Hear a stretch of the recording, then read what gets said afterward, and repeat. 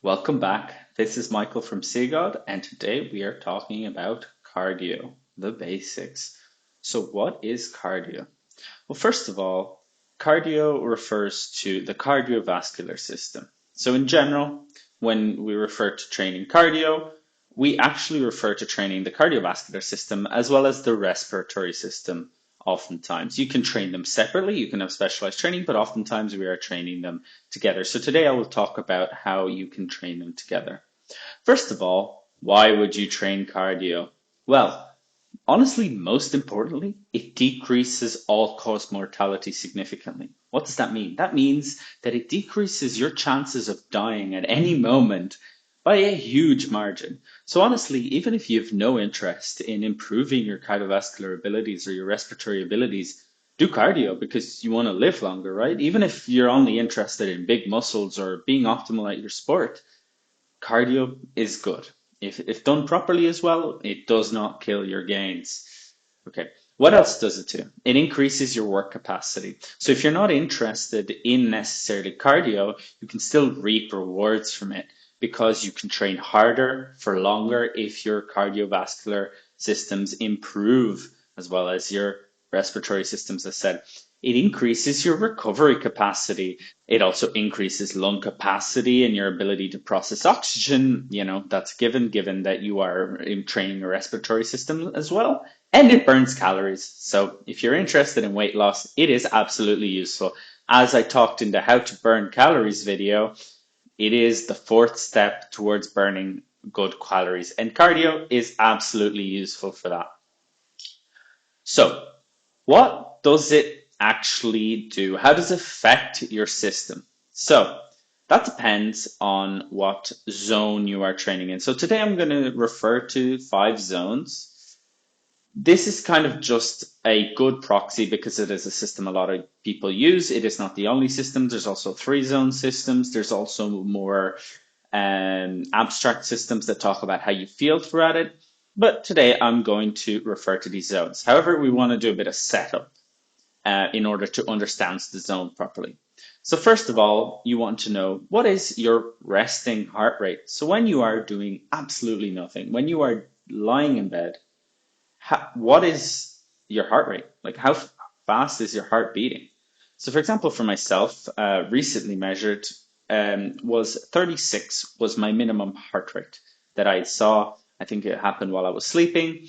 In general, when I'm awake, I'm honestly not sure, but I think it's somewhere in the 40s, which is actually a really, really good heart rate. For most people, to my knowledge, you are expecting to see your resting heart rate to be between maybe 60 and 90. And obviously, when I say heart rate and when I mention numbers, I'm talking in beats per minute. So how many times does your heart beat and contract every single minute? So now this is our minimum heart rate, our resting heart rate.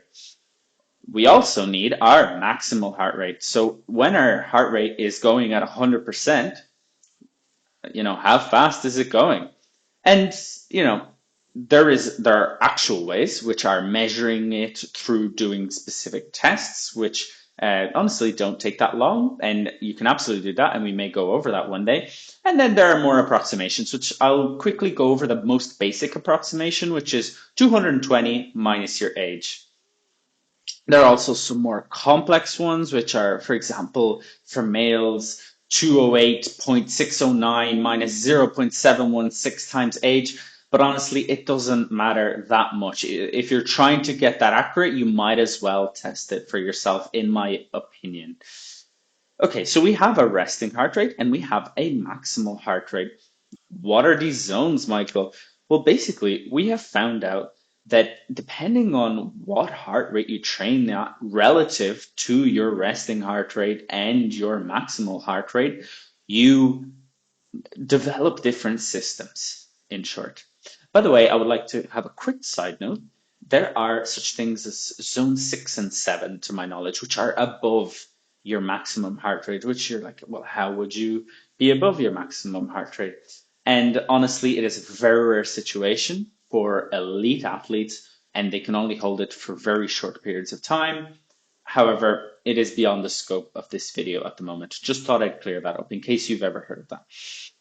Zone 1 is the first zone. Very creatively named, I know. It is approximately 50 to 60% of the difference between your maximum heart rate and your resting heart rate. So if your resting heart rate is 0%, your maximum heart rate is 100%, and zone 1 works between 50 and 60% of that. What is zone 1? Well, it is a very light workout. Let's put it at that. It is honestly, in my opinion, generally best used as active recovery. So when you move around the day, if you try to elevate your heart in zone 1, it can actually be quite useful to boost your recovery. It can also be used when warming up and cooling down for workouts to, slowly get the body moving without shocking it. It can be used for a very long base building. If zone 2 is just too much, which we'll get to in a sec, zone 1 is easy. You can talk your whole way through. However, it is slowly working on the systems anyway. And it can also be used as rest between intense intervals.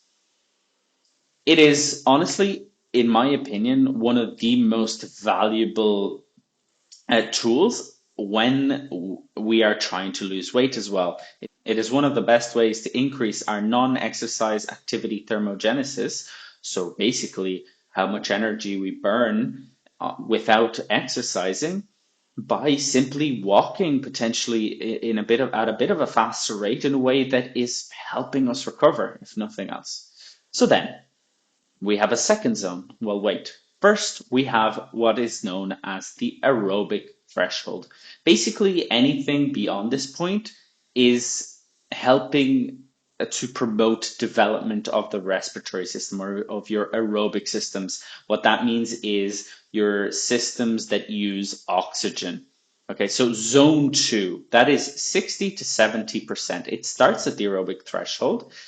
And in fact, it increases your capacity to deliver oxygen to especially slow twitch muscle fibers, so, slower moving muscles. And it increases the ability of your body to process oxygen through, to my understanding, building out mitochondria and increasing the ability of your blood cells to carry oxygen, right? And by also increasing the number of blood cells.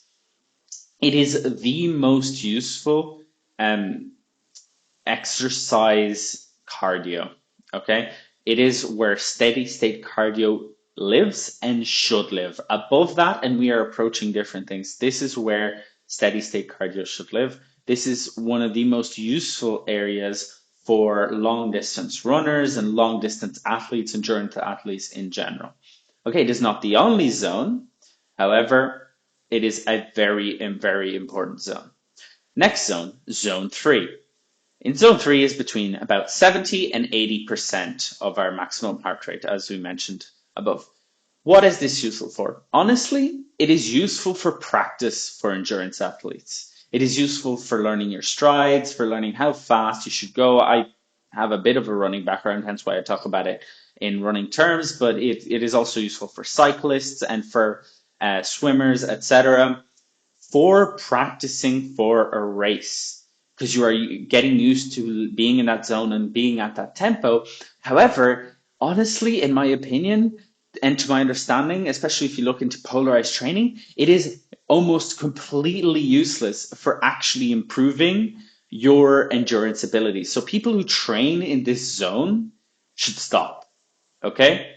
You should only train in this zone if you are trying to peak for a competition to learn how to be in this zone.